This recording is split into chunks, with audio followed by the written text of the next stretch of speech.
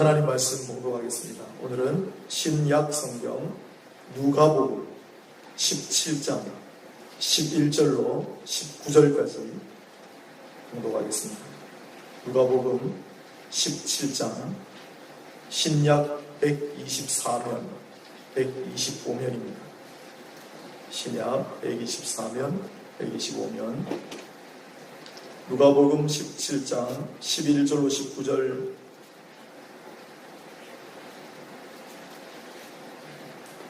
봉독하겠습니다. 제가 예수께서 예루살렘으로 가실 때 사마리아와 갈릴리 사이로 지나가시다가 한 마을에 들어가시니 나병 환자 10명이 예수를 만나 멀리 서서 소리를 높여 이르되 예수 선생님이여 우리를 불쌍히 여기소서 하거늘 보시고 이르시되 가서 제사장들에게 너희 몸을 보이라 하셨더니 그들이 가다가 깨끗함을 받은지라. 그 중의 한 사람이 자기가 나은 것을 보고 큰 소리로 하나님께 영광을 돌리며 돌아와 예수의 발 아래 엎드려 감사하니 그는 사마리아 사람이라. 예수께서 대답하여 이르시되 10사람이 다 깨끗함을 받지 아니하였느냐? 그 9은 어디 있느냐? 이 이방인 외에는 하나님께 영광을 돌리러 돌아온 자가 없느냐 하시고 그에게 이르시되 일어나 가라 내 믿음이 너를 구원하였느니라 하시더라. 아멘. 한 번 더 기도하겠습니다. 하나님, 부족한 종이 귀한 성도들 앞에서 말씀을 증거하는 일을 맡았습니다. 성령께서 전하는 자나 받는 자나 주관하셔서 빛 가운데 주의 말씀을 잘 깨닫고 그 말씀을 의지하고 그 말씀을 따라 살아가는 우리 모두가 되게 하옵소서. 예수님 이름으로 기도합니다. 때는 바야흐로 예수께서 예루살렘으로 가실 때였습니다. 11절. 구체적으로 언제였을까? 예수님이 원래 갈릴리에서 성장하셨고 주로 사역하셨기 때문에 예루살렘에 가신 건 이례적인 일이라 복음서에 웬만하면 다 적혀 있습니다. 누가복음 오늘 17장도 예루살렘에 가셨다. 마지막 가을 무렵이라고 봅니다. 가을, 겨울.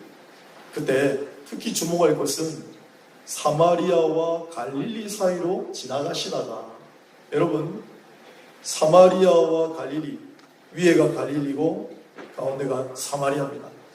사마리아와 갈릴리 사이의 땅은 사람들이 잘 지나다니지 않는 길입니다. 그런데 예수님께서 왜 이 길을 택하셨을까? 이게 이제 오늘 우리가 이제 딱 먼저 물음을 던져보는 거예요. 왜 이 길을 택하셨을까? 이게 요한복음 11장 54절 상황하고 맞물려 있습니다.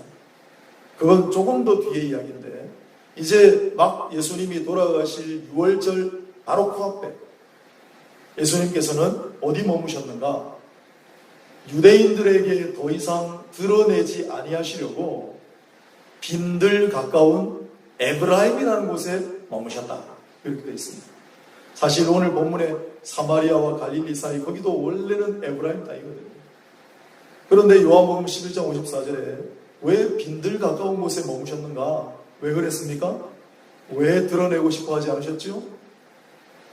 사방에서 예수님을 죽이려고 모의하는 사람들, 예수님이 나타나기만 하면 바로 체포해서 가둬야지 혈안이 되어서 찾고 있으니까. 예수님이 인자는 머리 들고 쫓아왔다 하신 말씀을 기억합니까? 갈 데가 없는 거예요. 창조주 하나님이신데 갈 데가 없으세요. 그래서 사마리아와 갈릴리 이 사이길, 아무도 다니지 않는 길을 걸어가시는 겁니다. 그런데 이 뜻밖의 여정이 누군가에게는 인생을 송두리째 바꾸는 아주 큰 반전의 계기가 됐습니다. 그게 누구냐면 바로 나병 환자 10사람. 여러분, 그런데 오늘 본문의 주인공은 사마리아인, 예수님은 그를 이방인이다라고 부르지 않았습니까? 원래 사마리아 사람은요, 짐승방도 못한 취급을 받는 사람들이에요. 그 시대에 차별과 혐오의 대상이었어요. 그런데다가 더더군다나 나병 환자잖아요.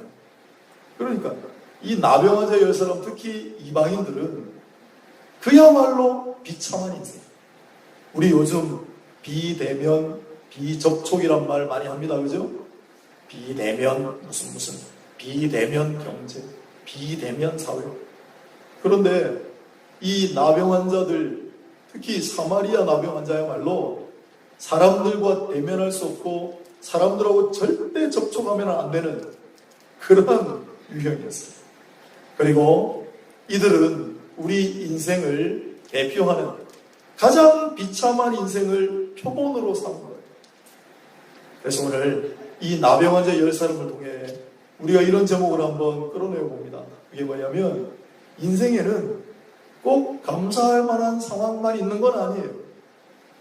감사할 수 없는, 도저히 감사할 수 없는 상황도 있는 게 인생입니다. 이들은 극단적인 표본이죠. 스캇 팩이라고 하는 미국의 정신과 의사, 또 심리학자인데, 그분이 쓴 책이 아직도 가야 할 길이잖아요. 제가 몇 번 소개했어요. 아직도 못 보신 분들은 이번 여름 휴가 때 한번 사서 읽어보세요. 아직도 가야 할 길, 스캇 팩. 그런데 그 책의 제일 첫 문장이 정말 유명합니다. 뭐라고 번역해놨냐면, 삶은 고해다. 삶은 고해다. 고통의 바다다. 근데 아마 그 번역한 분이 그런 배경을 가지고 있는 분인 것 같고, 영어 원문을 보니까 간단해요. 영어로 이렇게 되어 있습니다. Life is difficult. 삶은 어렵다. 그런데 This is a great truth. 이것은 위대한 진리 중의 하나다. Because, 왜냐하면 Once you truly see this truth, 일단 여러분이 이 진리를 보기만 하면, 이 진리를 이해하기만 하면, 이 진리를 용납하기만 하면, you transcend the truth. 당신은 그 진리를, 그 어려움을 극복할 수, 초월할 수 있기 때문이다. 그렇게 써놨어요. 그런데 그걸 누군가 삶은 고해다 라고 번역했단 말이죠. 이 고해라는 말은 원래 불가에서 잘 쓰는 말입니다. 여러분, 불교에서는 우리 인생을 뭐라고 합니까? 불교에서 인생의 본질, 그리고 그 인생의 비참함으로부터 벗어나는 길 제시한 게 이거 아니에요? 불교에서 이야기하는 원리는 이겁니다. 사성제, 고집멸도. 인생은 고집멸도다. 고는 뭡니까? 괴로움, 고통입니다. 인생의 본질은 괴로움과 고통입니다. 그러면 그 괴로움과 고통은 어디서 말미암는가? 집착에서 비롯됩니다. 그게 집이에요. 그러면 그 집착을 제거하면 될 거 아니에요? 그게 멸이에요, 멸. 그러면 집착을 제거하는, 멸하는 방법이 뭐냐? 그게 도예요. 그 도가 뭐냐? 팔정도. 들어보셨어요? 정견, 정사, 정어, 정업, 정명, 정정 하는 거 있죠? 바른 생각, 바른 직업. 팔정도를 잘 수련하고 갈고 닦으면 이 모든 집착을 멸하고, 그래서 고통으로부터 벗어나고, 그래서 열반에 이르고 해탈하게 된다고, 불교의 이게 정통 핵심 원리 아닙니까?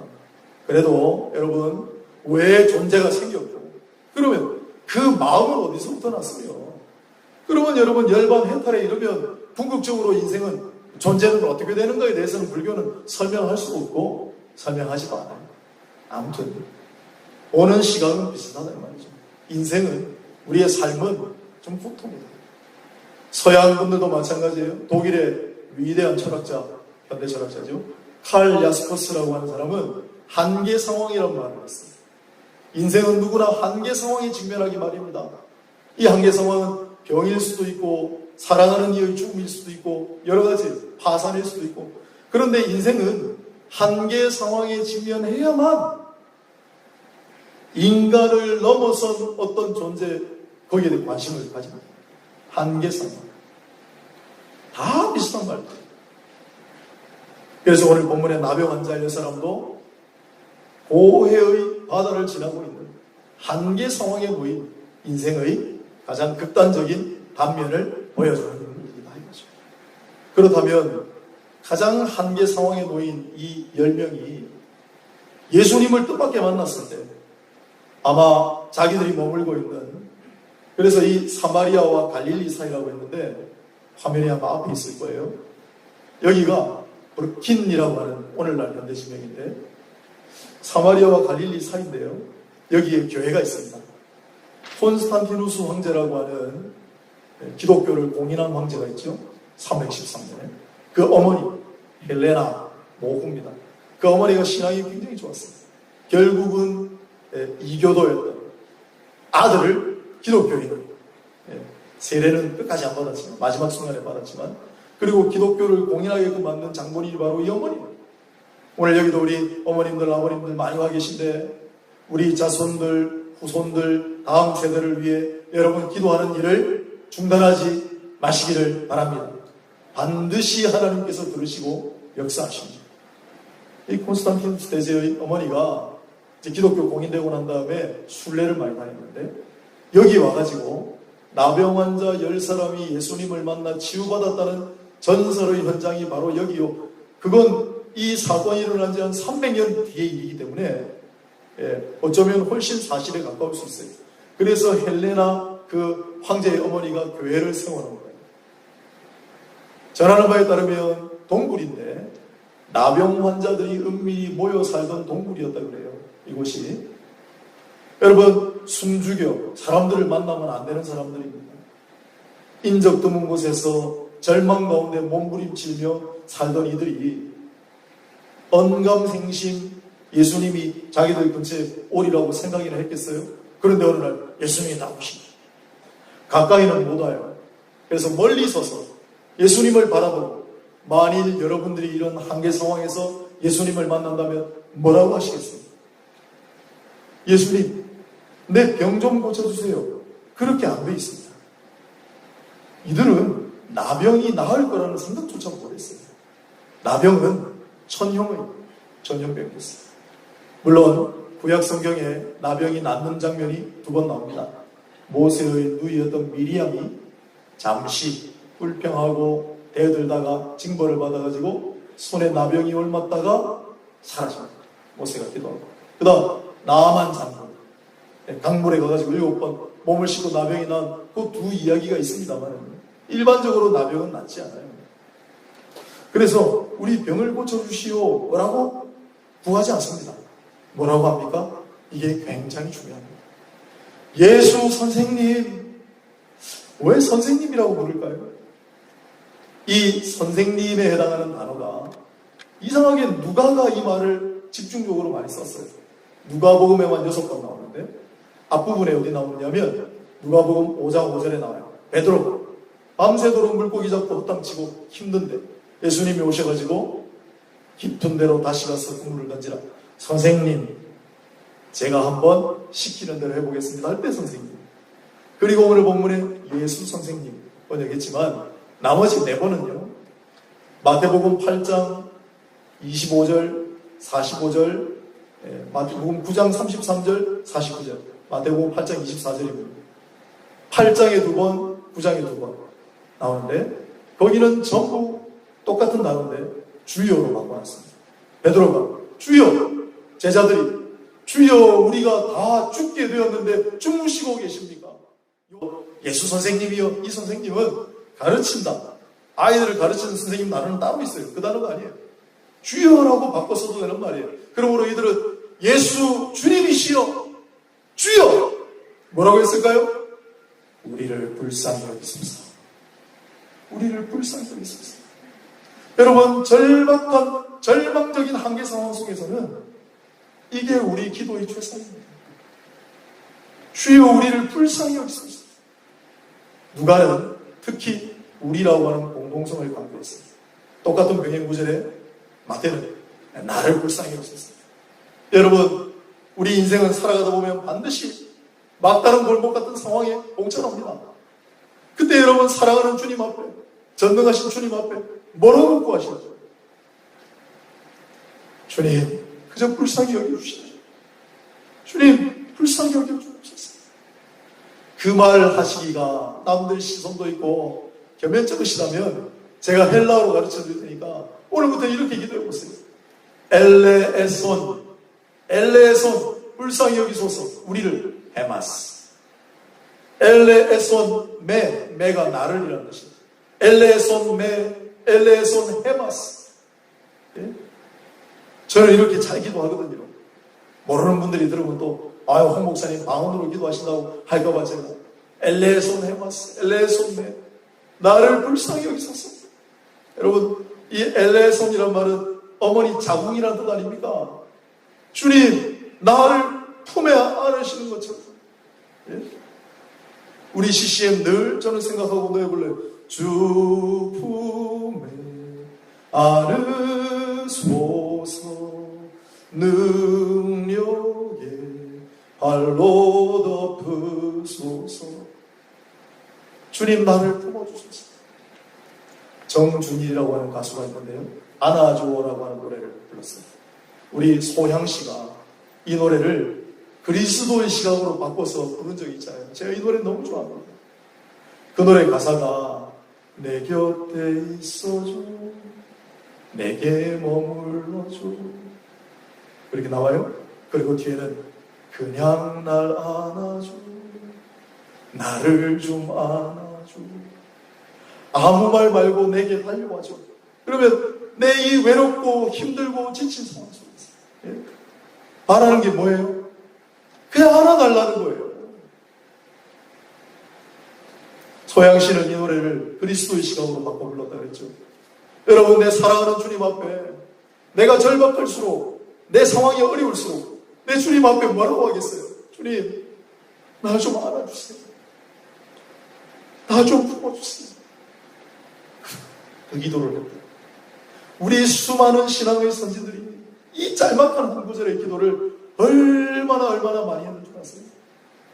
그리고 이 짤막한 기도로 얼마나 많은 신앙의 선배들이 위로를 받고 은혜를 얻고 새 힘을 얻어서 살아가는 줄 아십니까? 사랑하는 여러분, 우리도 삶이 고단할수록, 우리 인생이 어려운 상황에 놓일수록 우린 주님을 압니다. 주님이 날 사랑하시는 줄도 압니다. 언제나 내 곁에 함께 하시는 줄도 압니다. 주님, 나를 불쌍히 여기소서. 안아달라는 얘기예요. 주님, 나를 품으소서. 나를 품어주소서. 기도하고 나아가시는 저와 여러분 되시길 바랍니다. 주님께서 이들의 그 간청하는 소리도 들으셨어요. 그리고 멀리 나병환자 10명을 바라보시면서 이렇게 말씀하세요. 가서 제사장에게 너희 몸을 보이라. 왜 제사장에게 가라 합니까? 레위기 13장 3절, 14장 3절을 보면 나병에 걸린 사람은 무조건 제사장에게 가야 돼요. 그때는 의사가 없던 시절이니까. 연륜과 경험이 풍부한 제사장이 나병으로 의심되는 환자를 딱 봅니다. 그러면 일주일 동안 격리, 일주일 뒤에 다시 봅니다. 또 일주일 격리. 격리 기간이 몇 주일이라고요? 2주예요. 지금 코로나 바이러스 혹시 의심되는 분 격리 기간이 몇 주예요? 2주예요. 그 사람들이 성경대로 했나요? 아니에요. 맞는 거예요. 그래서 2주 동안에 지켜보고 나병이다 아니다 판정을 한단 말이에요. 그게 13장 레위기. 14장은 나병을 앓았던 사람이 나았어요. 그럼 나오면 어떡하느냐? 제사장에게 가요. 제사장이 보고 나았네? 그래도 모르니까 일주일 동안 격리. 일주일 뒤에 보니까 완전히 나았어요. 확실히. 그러면 할일째 하나님 앞에 예배를 드려요. 그리고 공동체 복귀하는 거예요. 그 얘기하는 거죠, 지금. 나병이 나을 테니까 제사장에게 가서 몸을 보이라. 그래서 아직은 상황 변화가 없는데 이들이 그래도 믿음이 있습니다. 순종이 있습니다. 제사장한테로 가는 거예요. 근처에 있는 제사장이든 예루살렘에 있는 제사장인지 모르겠지만 가다가 나은 줄로 믿습니다. 아멘. 몸이 나아버렸어요. 기적이 일어난 거예요. 여러분, 전능하신 하나님은, 오늘 본문에는 전능하신 우리 주님은 나병 아니라 그 어떤 병이라도 고치고 살리시는 줄로 믿으셔야 됩니다. 2000년 전의 얘기라고요? 아니에요. 제가 알고 있는 선배 목사님 중에 한 분은 제가 말씀을 드리면 누구나 알만한, 지금은 교회가 아주 유수의 교회가 되었습니다. 그런데 부산에 많은 교회들을 건축하고 다니십니다. 설립하고 다니십니다. 그분이 원래 나병 환자셨습니다. 아는 사람이 많이 있지 않아요. 제가 신명은 밝히지 않겠습니다. 돌아가셨어요. 그런데 그분이 어떻게 나았느냐? 젊은 나이에 나병이 걸린 거예요. 죽고 싶죠. 죽으려고 했대요. 그런데 사람들이 하나님한테 가면 살 수 있다. 그 얘기를 바람결에 듣고 집회하는 데 간 거예요. 하나님, 내 나설 수 있습니까? 하나님, 내 병 고쳐줄 수 있습니까? 그 집회에서 나아버렸어요. 할렐루야. 그거 너무 감사해가지고. 그 어떻게 알게 됐느냐? 그 등을 밀어다 같이 목욕당해가지고 그 등을 밀어주신 목사님을 제가 잘 알거든요. 그 등에 자국이 있더래요.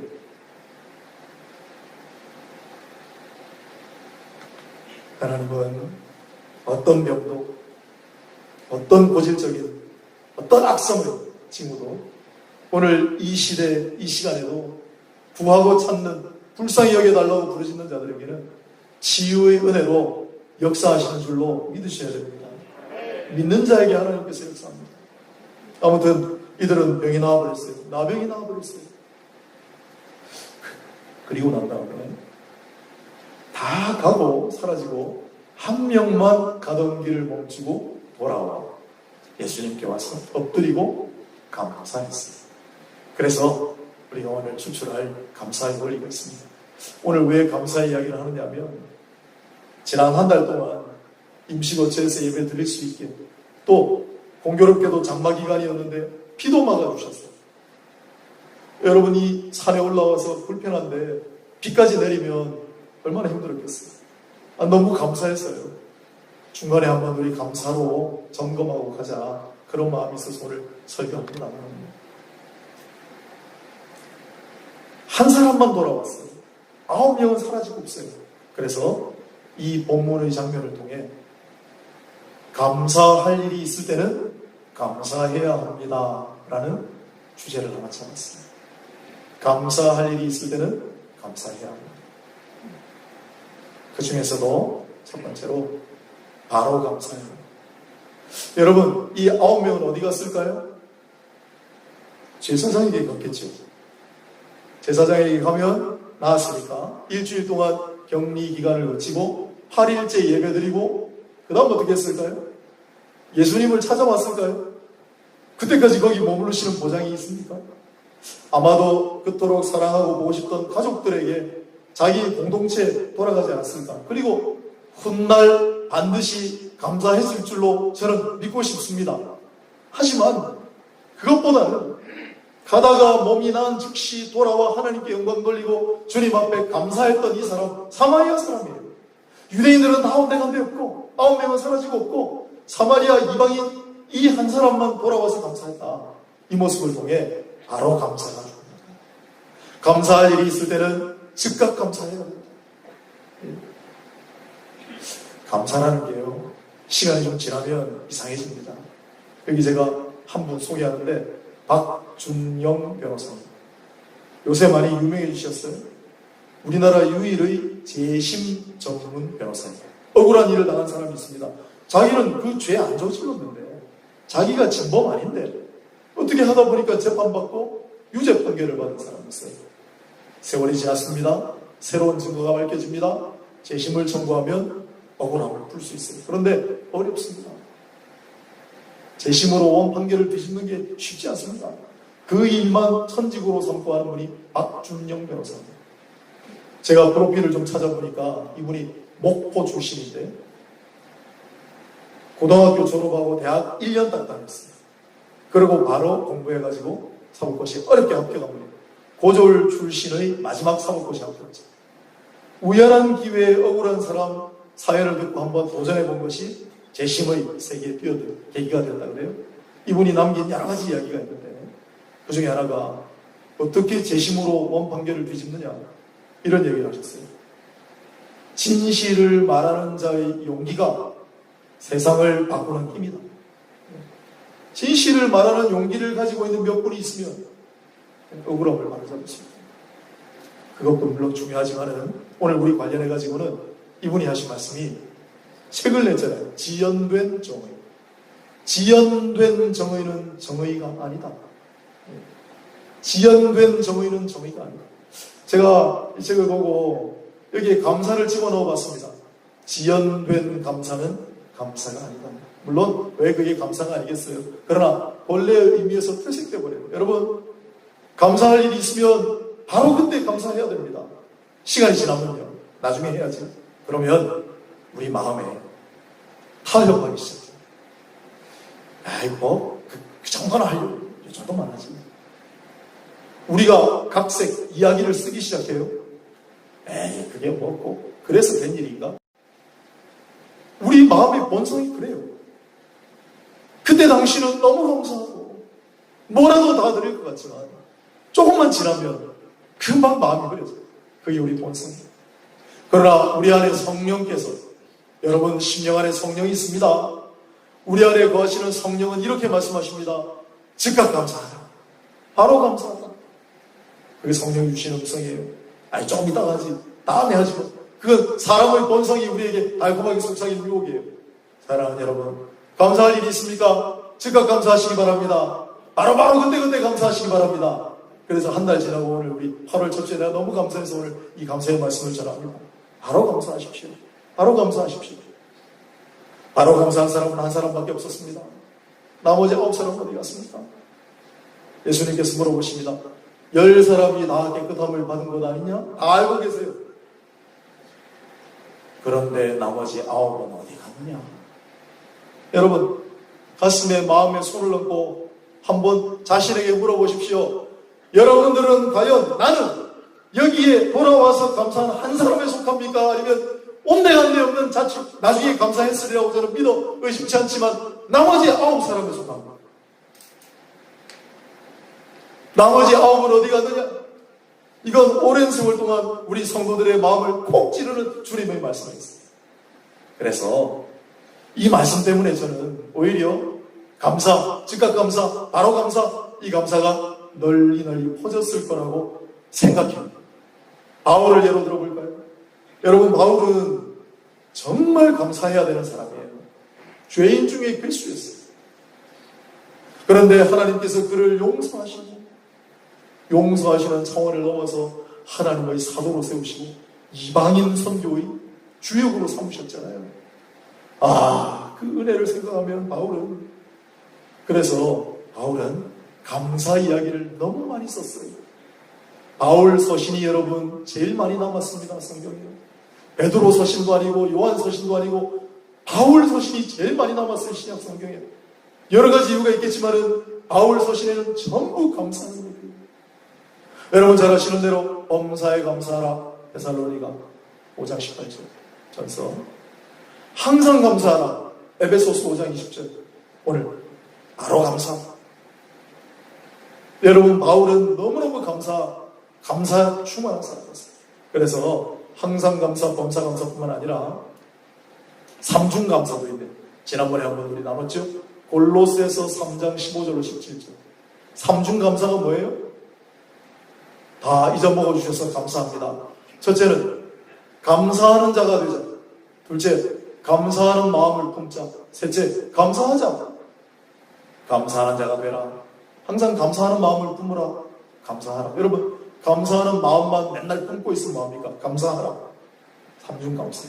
골로새서 뿐만 아니라 바울 서신은요, 여러분, 몇 개를 제외하고는 바울 서신은 형식이 다 똑같습니다.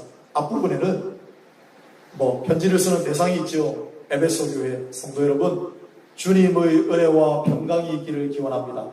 전부 똑같습니다.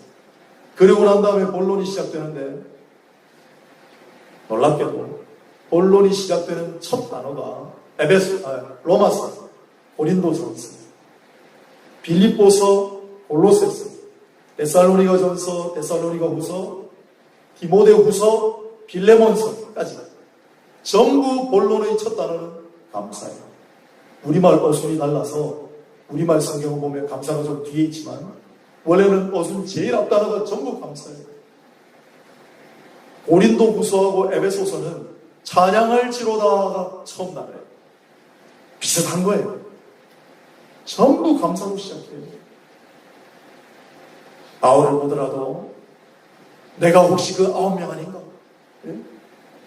내가 그 혹시 9명 아닌가? 그런 마음으로 하나님의 은혜 받을 때 그때마다 늘 감사하고 감사한 성도들이 많아졌을 것이다. 그래서 감사의 외적 확산이 오늘 우리도 마찬가지입니다. 여러분, 감사하다가 뭐예요? 감사라는 단어가 뭘까요? 유카리스토라는 단어예요. 우리 본문에 유카리스토. 카리스가 은혜예요. 예수님이 성찬식 우리 이 임시 예배 처소 와가지고 성찬식 한번 했는데요.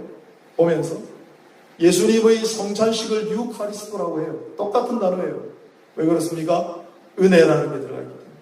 예수님께서 마지막 만찬 잡수실 때 감사하기도 하시고 그랬거든요. 그게 성찬이라는 이름이 되어버렸어요. 은혜예요. 여러분, 이 은혜와 감사를 잘 우리가 생각하려면 부모님의 은혜를 생각해 보면 우리 어머님의 은혜를 해볼까요?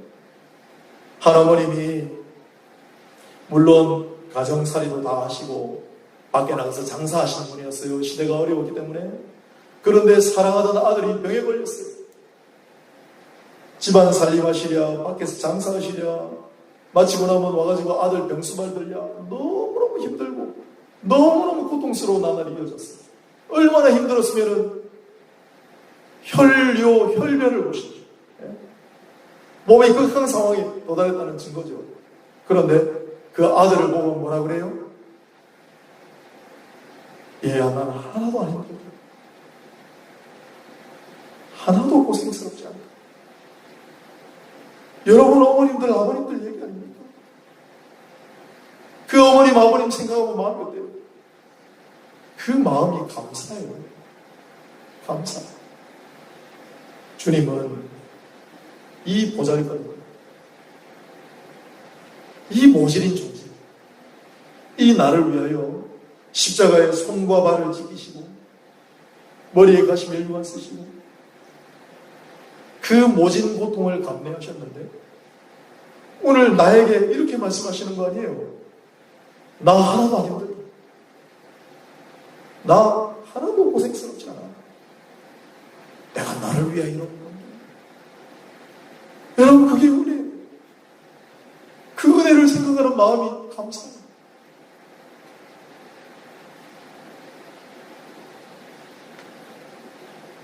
은혜는 언제나 우리에게 충만합니다. 따라서 언제나 은혜를 생각할 때마다, 은혜를 기억하실 때마다, 새롭게 은혜를 받으실 때마다 즉각 바로 감사하시기 바랍니다. 예수님께서 18절에 이어서 말씀합니다. 이 이방인 외에는 하나님께 영광을 돌리러 돌아온 자가 없느냐 하시고 그에게 이르시되 일어나 가라, 네 믿음이 너를 구원하였느니라. 아멘. 나병이 몸 낫는 것 중요한 일이에요. 큰 역사예요. 그러나 그보다 더 중요한 일이 있습니다. 구원받는 거예요. 나머지 9명은 모르겠습니다. 다음에 예수님 만나가지고 혹시 잘 됐을 수도 있지만 안 그럴 가능성이 많죠. 즉각 돌아와서 예수님 앞에 바로 감사한 이분은 이방인임에도 불구하고 네 믿음이 너를 구원하였다.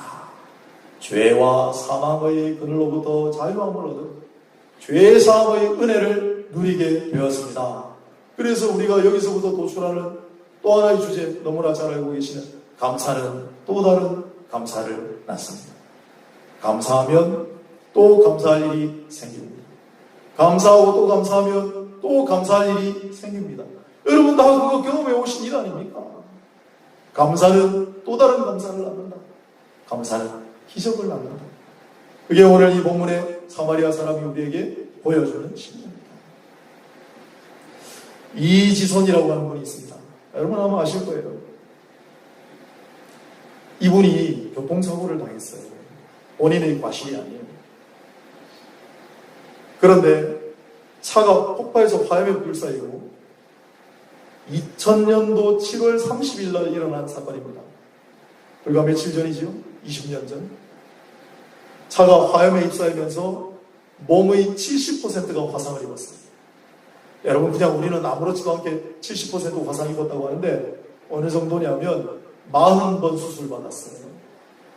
40번 수술 받고 겨우 제대로 만들었다고 하는 얼굴이에요. 조그맣게 끝이 나오죠. 그래도 많이 안 잘라서 고맙습니다. 손가락 10마디 중에 8마리를 잘랐습니다.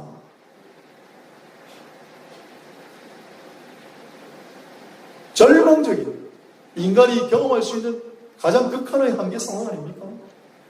얼마나 괴로웠겠어요?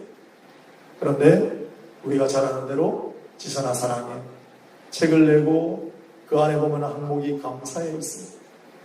뭐라고 되어 있냐면 그래도 감사하자. 엄마가 위로하는 거예요. 뭐 감사할 일이 있습니까? 뭘 감사하란 말이에요? 그때 한번 찾아보자. 그래서 그게 감사 찾기. 감사를 찾기 시작하니까 이런 상황 속에서도 감사할 일들이 있더라고요. 그래서 그걸 하나씩 적고 감사하기 시작했어요.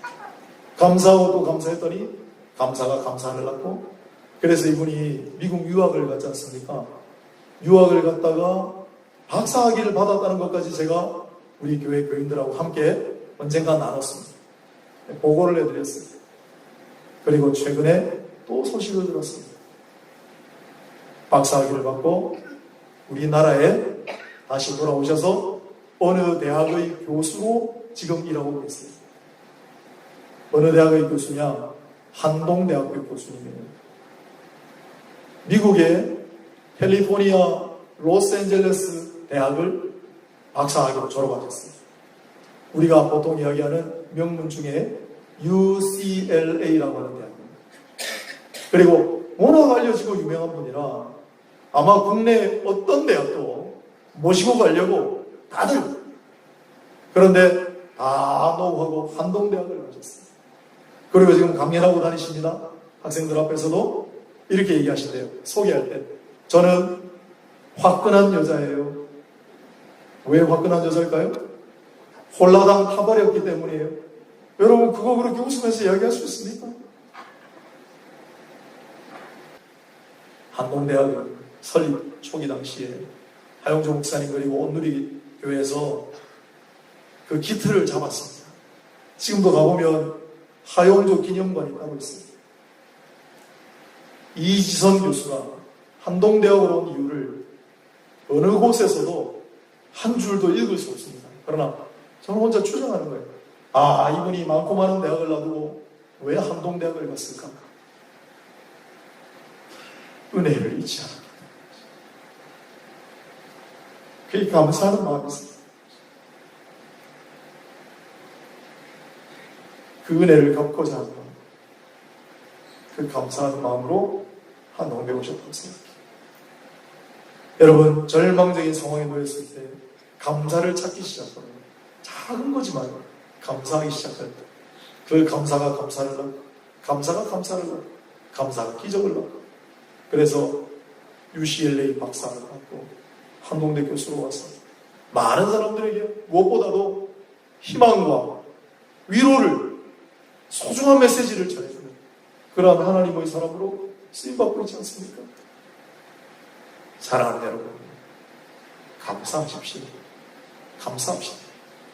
별거 아닌 거라도 감사하면 또 감사할 일이 생기고, 또 감사할 일이 생기고, 또 감사는 감사를 낳고, 감사가 기적을 불러일으키는 줄로 믿으시기를 바랍니다. 오늘 본문 말씀을 정리하겠습니다. 인생은 감사할 만한 상황이 참 없을 때가 있습니다. 고독하고 아프고 한계 상황 놓일 때가 있습니다. 삶은 고해라 맞는 면이 있습니다. 그러나 그 속에서 주님을 만날 때 우리가 뭘 주님 앞에 호소하겠습니까? 주여, 나를 불쌍히 여기소서. 그럴 때 주님께서 우리를 만나시고 우리를 안아주십니다. 품에 안으시고 다독여 주십니다. 그 은혜에 감사할 때, 그 은혜에 감사할 때 즉각 지체하지 말고 감사하는 그런 저와 여러분 할 수 있기를 바랍니다. 또한 감사하고 또 감사하는 감사할 일들이 쌓이고 감사가 기적을 받고 그 감사함으로 날마다 하나님 영광 바라보며 살아가시는 이 시대의 저와 여러분 다 되시기를 주님의 이름으로 축원합니다. 하나님 아버지, 오늘 우리는 어려운 시기를 지나고 있습니다. 그러나 주님을 향하여 주여 우리를 불쌍히 여기소서, 나를 불쌍히 여기소서. 그때 나를 조용히 안아주시는 주님의 은혜를 날마다 체험하고 즉시 감사하고 작은 일에 감사하고 또 감사하여 감사의 인생, 감사하는 마음, 감사하는 우리 모두가 다 되게 하여 주옵소서. 예수님의 이름으로 감사하며 기도드리옵나이다. 아멘.